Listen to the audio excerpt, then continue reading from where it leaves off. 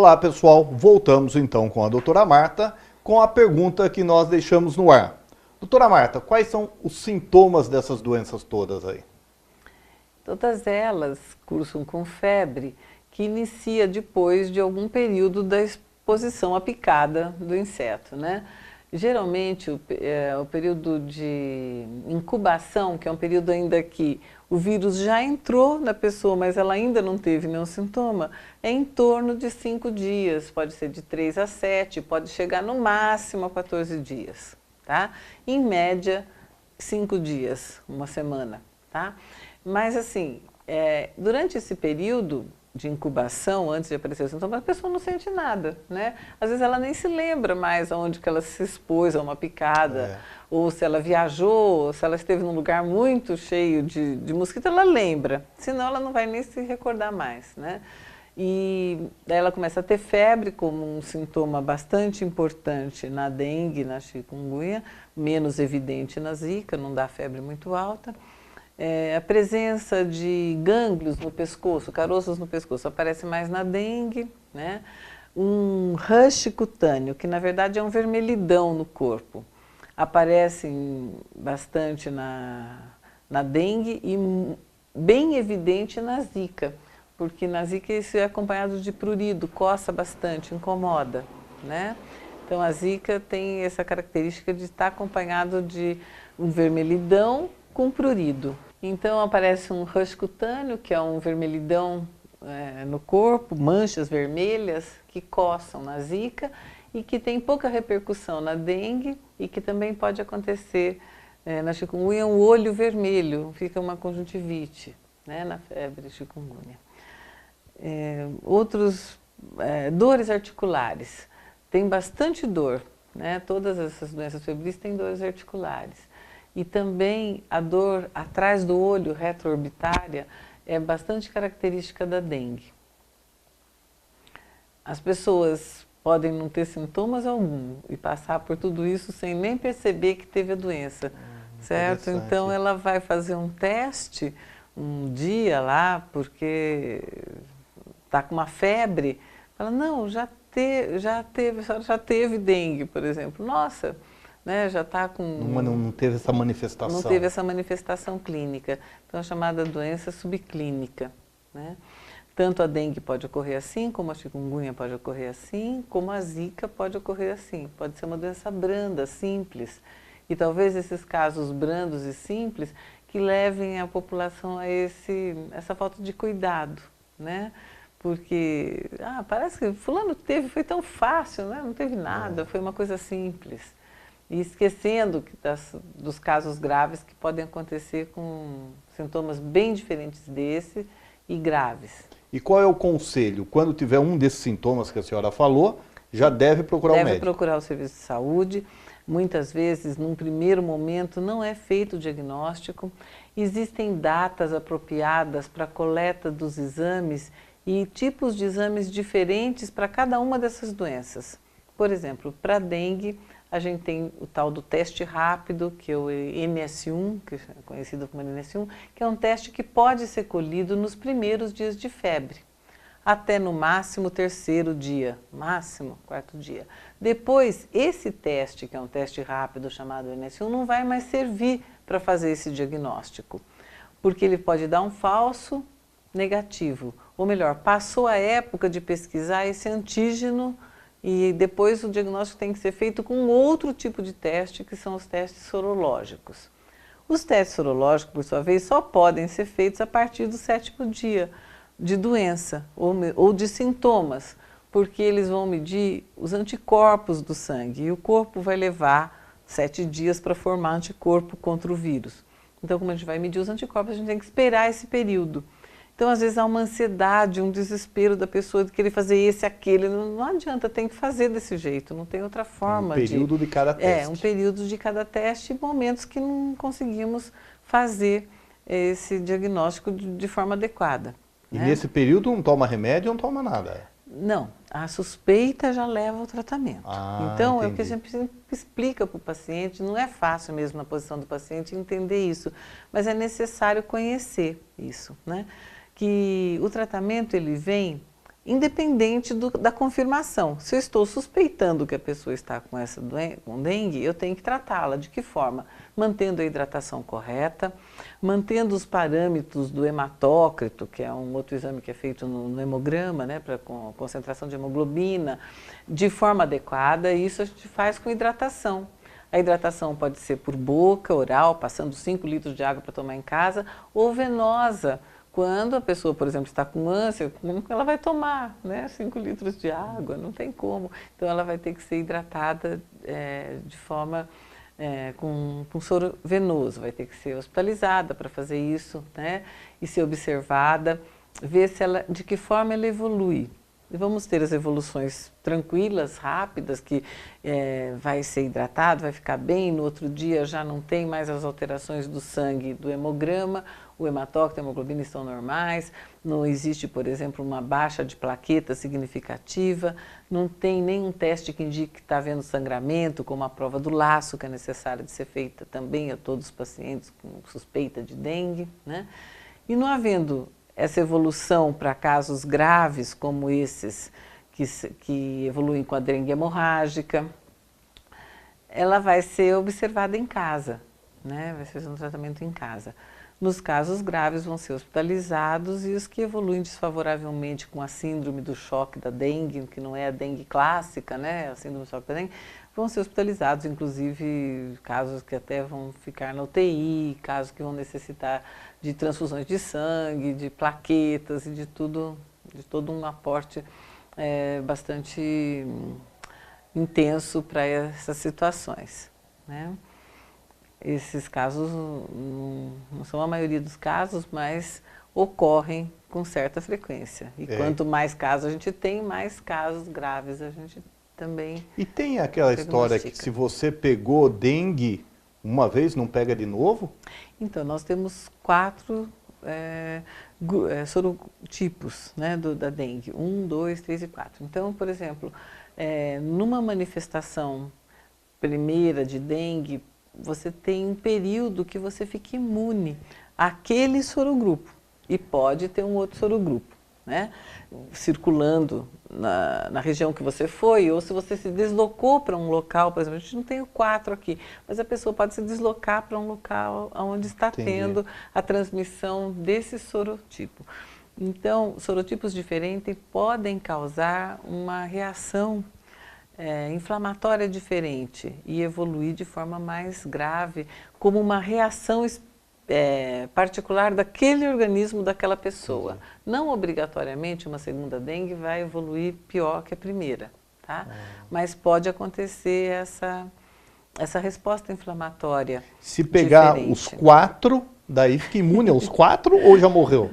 Bom, daí quando chegar no 4 já perdeu a imunidade ao 1. Vamos dizer que essa imunidade não é igual a do sarampo, que nós temos para o resto da vida, por exemplo. É uma imunidade transitória. Ela vai durar um tempo, depois já não vai mais ficar imune. E essa que foi a grande dificuldade em relação à porque quando vacina, fala imunidade, né? não, já foi picado, não tem mais problema. Não Tô livre. Essas doenças, elas não têm uma imunidade duradoura, como tem, por exemplo, a catapora, né? A varicela, o sarampo, que a gente tinha quando não tinha vacina, a gente tinha essas doenças, ainda tem muita gente que tem isso, e que dá uma imunidade para o resto da vida, né? Quer dizer, se a pessoa não for acometida por um câncer que destrói toda a imunidade, uma quimioterapia, uma radioterapia, a AIDS, que é a síndrome de imunodeficiência humana adquirida, que acaba com toda a imunidade, ela não vai ter de novo sarampo, né? Se ela teve a doença, né? Ela não vai ter de novo a catapora, se ela teve a varicela lá na infância. Mas a dengue, ela vai ter uma imunidade transitória. Porque está tendo muitas conversas, informações desencontradas, porque você lê também que, não, está acontecendo esse problema do Zika por causa de uma vacina lá do passado. Toda hora eles falam uma coisa. Isso são né? informações que estão vinculando mesmo e que não tem nenhum propósito, né? Não tem nenhuma relação com isso. O que se viu em relação, o que se questionou em relação à dengue é, por exemplo, assim, a Zika, desculpa, é assim, por exemplo, se a gente já tinha esse vírus, por exemplo, na África, já tivemos casos de Zika vírus, né? E não evoluiu com tanto comprometimento de microcefalia. Então, esse estudo, a gente não pode dizer o que é, porque a gente não tem subsídio clínico nem estudo para falar isso. Mas o que pode se supor, né? Supor que uma variante do Zika vírus atual tem essa capacidade de atingir o cérebro das crianças de uma forma diferente do que foram os outros surtos de Zika que a gente já teve no mundo, como na África. Então não acontecia isso, certo? Na Polinésia Francesa também tivemos um surto em 2014. Também não tem essa relação de forma clara. Mas tudo que a gente fale sobre isso, a gente vai estar inventando, porque a gente não tem estudos ainda que estejam perfeitamente claros nesse sentido. E que com certeza estão sendo estudados pela população do mundo todo, né? Há um grande esforço mundial que pega o CDC, o Centro de Controle de Doenças dos Estados Unidos, juntamente com o nosso governo, juntamente com o governo europeu, com a África, a Ásia, e há um grande esforço mundial porque isso foi declarado uma doença, uma emergência mundial, né? Então, com essa declaração, existe um empenho no mundo todo em controlar esse caso. E isso, quando acontece, a gente tem, né, historicamente, boas coisas que acontecem. Foi o mesmo que aconteceu quando se resolveu erradicar a febre amarela também. Entende? Foi um esforço também da população do mundo todo para acabar com isso, né? Então a gente sabe que coisas boas acontecem quando se unem forças nesse sentido. É uma preocupação geral, né? Uma preocupação geral. E a vacina, em decorrência disso... A vacina eu acho que ainda a gente não pode contar com ela para uma providência atual. Sim. Na providência atual, a gente ainda teria que contar com as pessoas que começaria, por exemplo, matando o mosquito alado, né, o que está voando, certo? Tirando todas as larvas da circulação, ou seja, terminando com os criadouros, limpando, né? Porque se a gente imaginar por que cresceu tanto, por que aumentou tanto?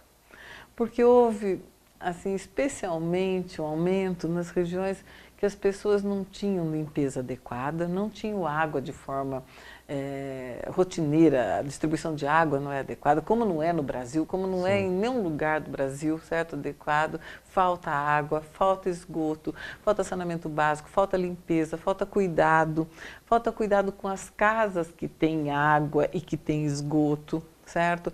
Falta manutenção de ralo, de telha, de como é que chama? Calhas. De tantos objetos deixados no quintal, nas casas que têm a água potável, tem esgoto, tem 5 banheiros, certo? Tem esse problema.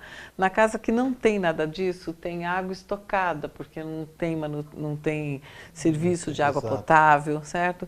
Então a gente vê que é uma situação ainda das populações menos favorecidas, difícil de controlar, né, que aumenta muito o mosquito porque não tem uma adequada distribuição de água, nem um saneamento básico adequado, então está muito sujo, tudo é fácil de criar um mosquito. E nas casas onde a gente tem tudo isso, a gente também encontra o criador do mosquito, né? Então é difícil realmente. E a primeira providência passa por com essa grande desafio, um grande desafio. Se a gente não conseguir isso, realmente a gente não vai conseguir. E como se proteger além desses cuidados?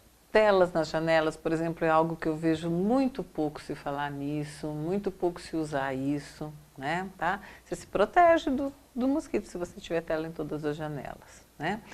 Outra forma são os repelentes, né, que podem ser usados.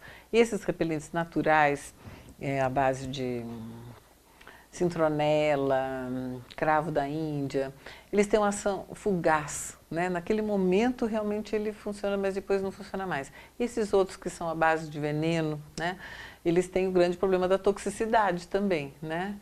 Tem Esse esposes, o nome comercial, desculpa, mas é um jeito da gente falar para a população, né? Esposes é o nome comercial do veneno que pode ser passado, do repelente que pode ser usado por mulheres, por crianças, porque tem uma absorção diferente na pele, então ele pode ser utilizado com menos efeito tóxico, né? E assim, a gente sabe que todos esses DDFON, todos esses produtos que a gente usa, eles têm um componente que não deixa de ser um veneno para a saúde, né? Mas que podem ser, por exemplo, colocados num local para você conseguir tirar os mosquitos dali, certo? E depois você ir nesse lugar onde não estão mais os mosquitos e não deixar mais haver larva, né? Os larvicidas têm uma grande questão relacionada ao uso de larvicidas em caixa d'água, que foi colocada no Recife, no Brasil.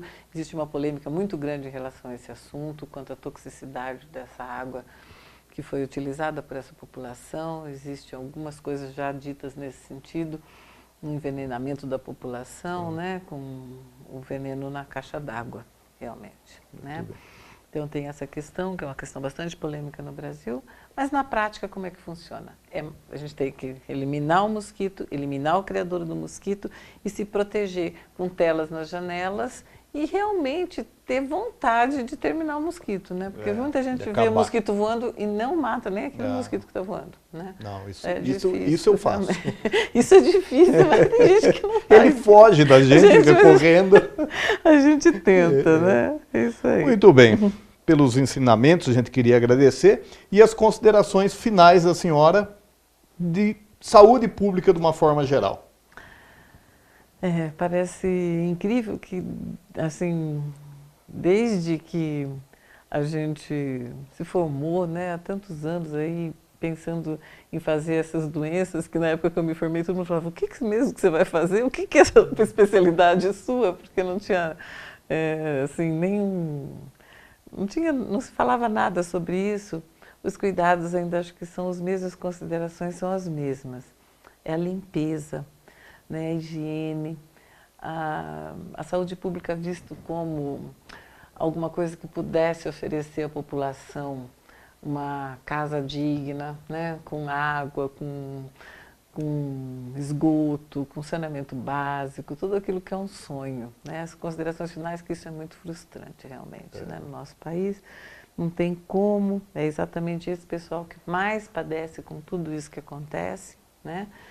E assim, os cuidados com a pessoa, daí quando isso deixa de ser público e vida individualmente, são os cuidados com as pessoas, consigo mesmo, né? Então as pessoas têm que gostar do corpo, da casa onde ela mora e cuidar disso de forma adequada. Eu acho que são os cuidados mesmo, com a higiene, com a limpeza, com a alimentação, com o vestuário, com a aparência, com tudo que nos traz assim alegria e bem-estar, né? São essas considerações. Ótimo. Eu agradeço muito a oportunidade de falar um pouco dessas doenças e dessas infecções e parasitas e tudo mais que faz parte do meu dia a dia, né? Nós é que agradecemos a presença da senhora.